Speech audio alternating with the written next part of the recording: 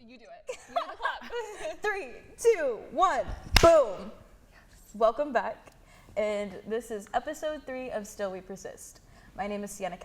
I use she and her pronouns, and I am the Aya Women of Color Initiative Leadership Liaison. Meghan is a new co-host we have. Hi, I'm Meghan. I use she, her, hers pronouns, and I'm the Aya peer facilitator at the Hattie Redmond Women and Gender Center. I got into activism through ASOSU initially. I started working within the Oregon Students Association as well, and I did a lot of work there. And now I'm at the Aya peer facilitator position, and it's really exciting, and I'm excited to be here today. Yay, thanks for joining us. So before we start, like every episode, we're going to begin with our land acknowledgement.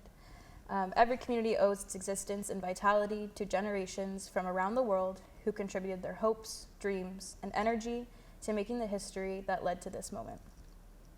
Some were brought here against their will, some were drawn to leave their distant homes in hope of a better life, and some have lived on this land for more generations than can be counted. Truth and acknowledgement are critical to building mutual respect and connection across all barriers of heritage and difference. We begin this effort to acknowledge what has been buried by honoring the truth. What we now call Corvallis, Oregon, it is located within the traditional homelands of the Marys River or Ampinefu Band of the Kalapuya people. Today, living descendants of these people are a part of the Confederated Tribes of Grand Ronde Community of Oregon and the Confederated Tribes of the Siletz Indians. We pay respects to their elders, past and present. Please take a moment to consider the many legacies of violence, displacement, migration, and settlement that bring us together here today. This statement cannot be an empty recognition of Indigenous peoples, and it must be coupled with true solidarity and allyship in efforts to materially decolonize. Whew. I really like that. And so today, we have an amazing person with us today, and I'm so happy that she's with us. We have Luhui Whitebear, who is an enrolled member of the Coastal Band of the Chumash Nation. Luhui is the Assistant Director of the OSU Native American Longhouse, Eena House, as well as PhD candidate in the Women, Gender, and Sexuality program at OSU. She's received her BS in Ethnic Studies, BS in Anthropology, and MA in Interdisciplinary Studies, which focuses on WGSS, Ethnic Studies, and Queer Studies. Lu is a mother, poet, and Indigenous activist. Her research focuses on Indigenous rhetorics, indigeneity, and reclaiming Indigenous identity and gender roles, missing and murdered Indigenous women, Indigenous resistance movements, and national laws and policies that impact Indigenous people. Lu is passionate about disrupting systems of oppression and creating positive change in society. So thank you so much for being on the show. I don't know if you have anything else that you want to add. Yeah, I'm just really happy to be here and excited to have a conversation with you all. And also I use she, her pronouns. Yeah. Thank you. So we're gonna go right and do it. And based off of like their bio, we want to know like how are you currently disrupting systems of oppression? Mm-hmm. And are there any tips that you have that you want to share as an Indigenous organizer or things that you've learned? Yeah, so I think it depends on which part of systems of oppression we're talking about. Are we talking about on campus? Are we talking about in the community? Are we talking about nationally? So there's different ways. Let's start with campus. Okay. Yeah, so on campus, there's a lot of work that I've been trying to engage with, and part of it that I am really excited to work on is that has to do with institutional data, and the way that OSU reports data out kind of erases students' identities in a way. So I don't know if you all are aware, but like, and when you fill out the admissions form, you can check more than one race, of course, because people have multiple identities, which is super valid and important to have that option. But once the data gets here, when it gets reported out, people, whether or not they know, are lumped into multiracial. And so that changes graduation rates and retention rates for a lot of communities. And so I started looking at that a little bit ago and have been working with other folk on campus about how we can possibly report it out differently, where it honors people's multiple identities, but more accurately reflects who's here, because the story that's told is always one that's of a deficit. So like, for example, the Indigenous students on campus that I primarily work with are always said like they have the lowest retention rates, the lowest graduation rates, especially Indigenous men. But when we change the data to include people from multiracial, and also the if you check Hispanic in another race, you go to Hispanic, and it's not counted anywhere else. It doesn't go to multiracial too. And so when we got all the data de-aggregated, it significantly changed the graduation rate. Wow. Yeah, a lot. Wow, that's amazing. Yeah, so I think like that's one way of like, it's not like a huge, I think it's a huge thing because how we talk about students, also like how students see themselves as being capable of success in graduation and that that form of success, because I think success is also defined differently depending on the community and the individual person as well. So that's one example. I guess Is I that could get. part of your research that you're doing? No. With your PhD? Just your side, just your No, side it's just, thing? it's just something I'm involved with. Just, Nice. And part of that work is we're also working with Jesse Nelson and also on the President and Provost, President and Provost Leadership Council for Equity and Inclusion. Wow. So that's the formal committee that I'm on that has been doing a little bit of work on that. Awesome. And so, yeah. And then other ways too that I think of is just continuing to advocate for students. Like I work with students every day, of course, in the NAL, and hear what needs are and advocating for those needs, and whether they be in larger university meetings or in smaller meetings, and trying to create change where they feel more supported. And so sometimes that leads to big changes like developing the Learning Living community that's starting next fall. Yeah. And so that's exciting, the Munkskookum one, and like working with other campus partners too, like behind the scenes to help get that started and make sure it's going to be something that can continue forward. Because one of the things I really do not like doing is when I'm presented with an opportunity to help work on something is like, well, is it going to keep continuing on? And I think that's also a way of disrupting systems of oppression, because I think sometimes things are like patchworked and then, but there's not a lasting like change in that regard, because then funding was only for 1 year or 2 years. So how do we make sure this is something that will continue? Right. And so like those are the questions I ask before I get involved with things too, is like, well, what's the long term?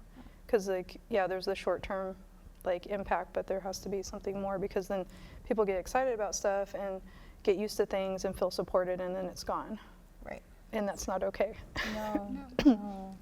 So what about outside the OSU community? 'Cause Like I feel like you are involved with very different communities, but like what's been Yeah, you so focusing on in right now? I would say like in the local Corvallis community, my youngest daughter was bullied really bad her first year in kindergarten last year and had her arm broken by this kid. And so some of that work has been holding the school accountable. And like how I did that was they didn't really do anything at first, and then I withheld her from going to school until they had something in writing, in agreement with me, that she would feel more safe going to school, and a plan, and also like her medical bills would be paid and stuff, like practical stuff like that.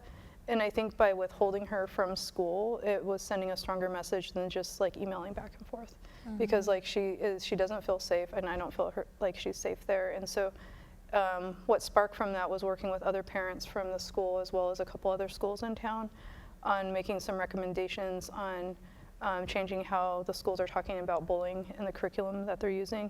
We found out that the teachers weren't involved with the curriculum that the students were receiving, so they didn't know what the students heard. And so asking that the teachers actually be part of that instead of using it for a prep time. And so that's some of like the more local stuff, and also working with some of the local environmental organizations on talking about climate justice and how to really work with Indigenous communities on that, instead of it just being like an accessory piece, or saying, hey Lou, can you come do the land acknowledgement, and that's it, you know what I mean? Like how do we engage this conversation deeper and talk about frontline Indigenous communities, because those are the ones who are impacted first. And so that's some of the community work, and also helping bring folk to town with other community organizers that talk about things like white fragility, or like we're showing a film this evening about the Doctrine of Discovery. Like people don't know about that kind of stuff, and that was in partnership. That one was with the NAL and a community partnership, but some of the other stuff I do on this side is outside of my scope of work. And then in the larger, broader sense, I do some talks and educational stuff about murdered and missing Indigenous women, and have done some policy advocacy work at the state level for that too. So that's kind of some of the things I've done for that, because of being a state employee, I do take personal time off and use my vacation time to go do that kind of stuff, which I don't mind doing at all because it's really important. And if we're not out there advocating for our missing relatives, then who is? And I think that's part of the MMIW movement in general, is that it's Indigenous women who are going out and doing searches. They're the ones who are going out and advocating for policy changes. And like with the state of Oregon, that legislation is for cross-jurisdictional cooperation between federal, tribal, and state law enforcement agencies and local ones to try to get the numbers accurate for the crisis here in Oregon. And so that's one example. And like I already mentioned, I do some stuff around climate justice as well. That's like one of my background passions since I've been a kid, has been like standing up against like corporate extractive companies. Of course. Yeah. I can see that. Yeah. They're not my favorite. Nope. I lost my first home to an oil company, and Wow. so and have been like trying to make a stand ever since. So Yeah, you're like, I've been here. This is nothing new, which I really appreciate. And the climate protest that happened on campus earlier this term, y'all were, like the NAL folks were asked to lead it, correct? yeah, we were, and that was the first time that has happened in town, actually, which says a lot too, because a lot of times like people are like, oh yeah, Native people, and then they forget that we should be involved with things. And and so I thought it was really cool, because at first it was more like, hey Lou, can you come talk at this panel, and then come talk at the rally? And I was like, sure. And then it turned into other community members asking for the NAL specifically to help lead the march. And so I talked to the staff, because I don't ask them to like participate in things I don't want to, because like it's, if they're passionate about something, then I'll support it. And if they want to participate in something like that, and OSU had sent out some stuff, so I felt like it was appropriate and stuff like that. And they all wanted to join in, at least most of them, and we walked down with everybody and led the march and stuff. So that was really cool to have everybody behind them, and I thought it was a really powerful moment for the students that were participating to be part of that. Yeah, awesome. Yeah, and everybody was all yay when they walked down to the waterfront. It was cool, because we joined up with a bigger group. So yeah, that's awesome. That's really cool. It's been like a really fun experience to like get to do that. So another question that we kind of have, I know you kind of brought up sort of your motherhood and your experiences with that, and I think it's really great that you were able to stand up to the school for like what they did. But like, how has motherhood in general impacted your activism? I think that it's just been part of it, you know what I mean? Because I was kind of born into activism, and so my parents met protesting an LNG pipeline. That is so cool.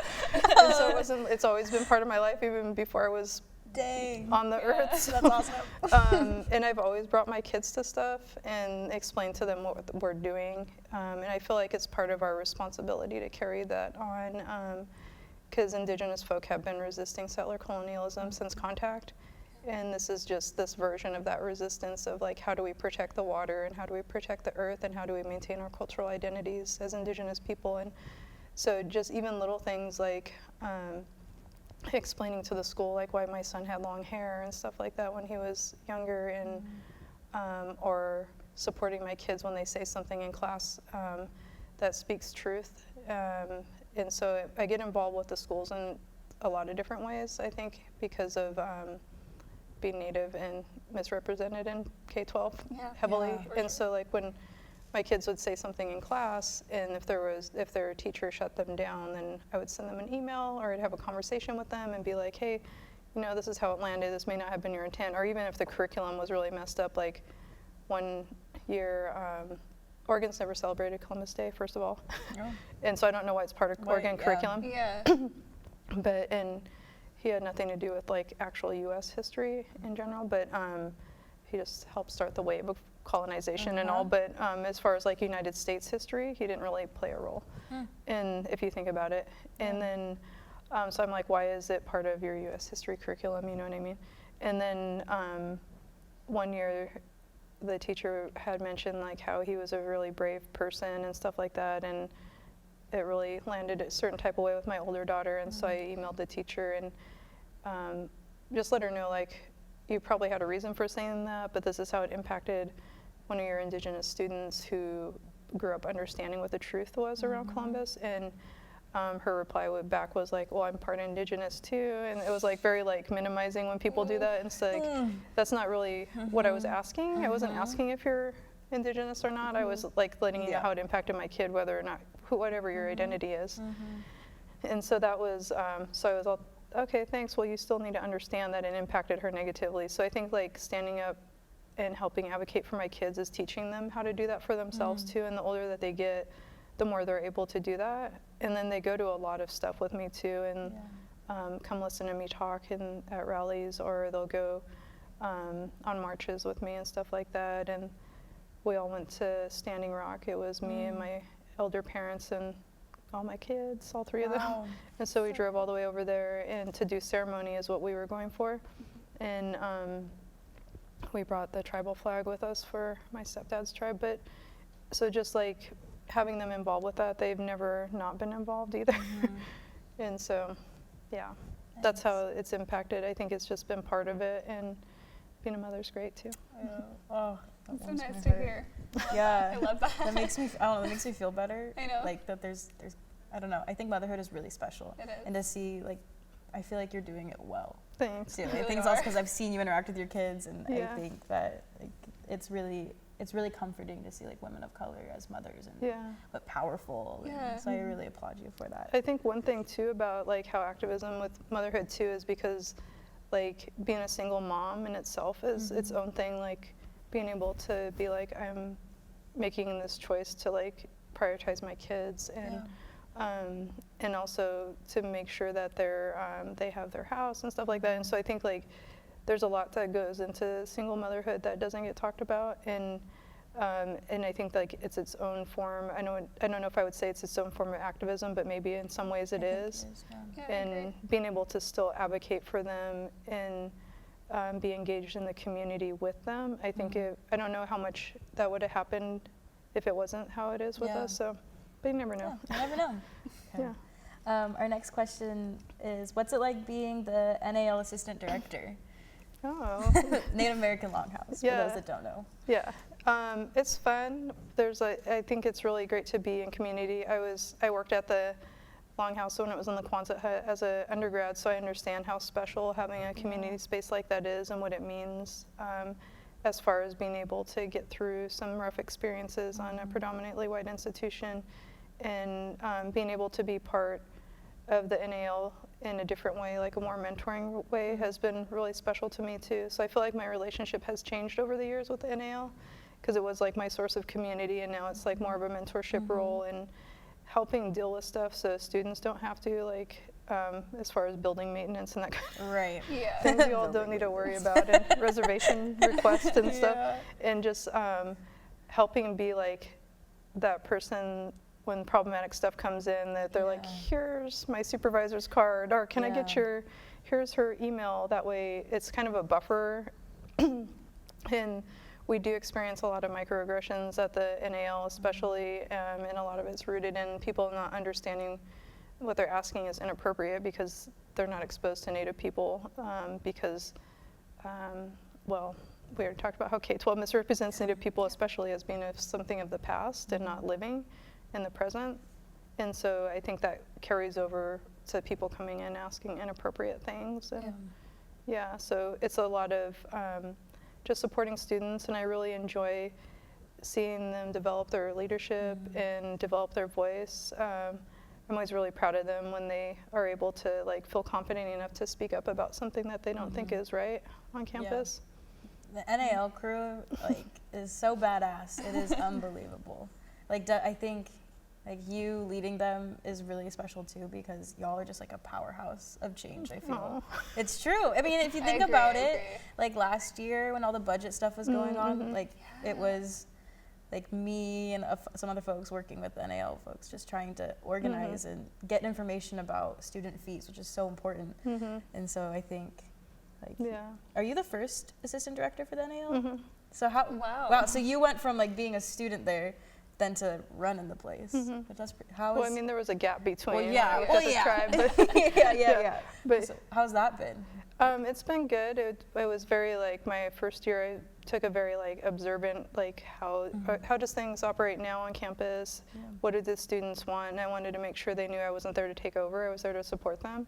And so just building those relationships with the students was the most important to me my first year, and then just being able to continue to support them.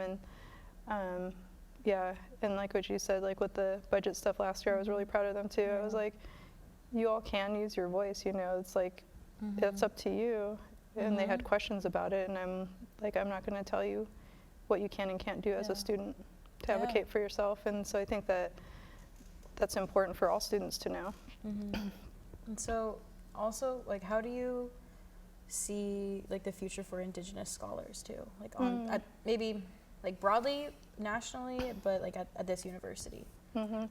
I think it depends on what program we're talking about, right? Like our program in WGSS has a really high number of Indigenous students, which is amazing, in the PhD and master's program. Wow, that's awesome. And so like bringing new ideas and developing scholarship for other students to follow down that path too, I think, and continue work that other Indigenous scholars before have started, I think is really cool. I don't know what other programs look like as far as numbers, but I feel like more Indigenous folk are understanding like it's not just about like having the degree, it's about how to apply the knowledge and how to assert our own knowledge systems and our own theories and stuff. And yeah, so I think like there's a lot ahead for Indigenous scholars, and especially with developing stuff that people can use, because I don't know if you all have tried to do research papers on certain topics. And it can be like hard, right? You have to use like dominant framework material, and so the more Indigenous folk that get stuff out there for students to use. So that was one of the things that inspired me to like submit my article I wrote about VAWA for publication, which it did get published, which I was super excited. Is like when I was writing my paper for class, it was really hard to find material that's like scholarly material, you know what I mean? And so I was like, wow. And so I'm excited that people have something they can cite, and yeah, and there's more stuff coming out too. Oh, exciting. That's super cool. Yeah. Oh, okay. I think we're at our last question. Yeah, we are. So the last question we really have for you is, do you have any words of wisdom to share with the Aya community?